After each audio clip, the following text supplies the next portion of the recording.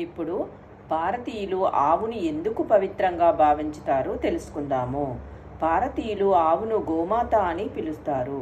గోవు పవిత్రతకు మరియు శుభానికి చిహ్నము. గోవు యొక్క పాలు, మూత్రము మరియు పేడ ఎంతో పవిత్రమైనది. ఆవును దర్శించి రోజులోని పనులు ప్రారంభించడం ఎంతో శుభశకునంగా భావించబడింది. శ్రీకృష్ణ పరమాత్మ గోపాలకుడిగా వ్యవహరించాడని పురాణాలు చెబుతున్నవి. ఆవు పాలలోని వివిధ గుణాల కారణంగా ఆవు పాలను అమృతం అని చెప్పబడింది. ఆవు పాలు ఔషధాలలో ఘటకాంశంగా నిలిచింది. ప్రతిరోజు మన ఆహారంలో పాల ఉత్పత్తులైన పెరుగు, వెన్న, నెయ్యి మొదలైనవి వాడబడతాయి. ఇతర ప్రాణుల మలాన్ని అశుద్ధంగా చెప్పబడినా ఆవు పేడ మాత్రం ఎంతో శుభకరమైనదిగా చెప్పబడింది.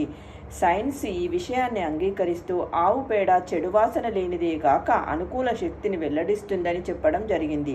మొక్కలకు మరియు చెట్లకు ఆవు పేడ మంచి ఎరువుగా ఉపయోగపడుతుంది.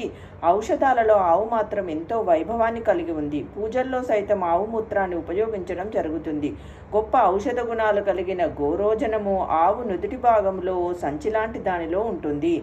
గోరోజనము ఆయుర్వేదం సూచించే ఒక గొప్పదైన ఔషధము. ఇన్ని ప్రయోజనాలతో కూడిన ఎంతో ఉపయోగాత్మకమైన ఆవుకు గోమాత అనే పేరు సార్థకమైనది అని చెప్పబడింది.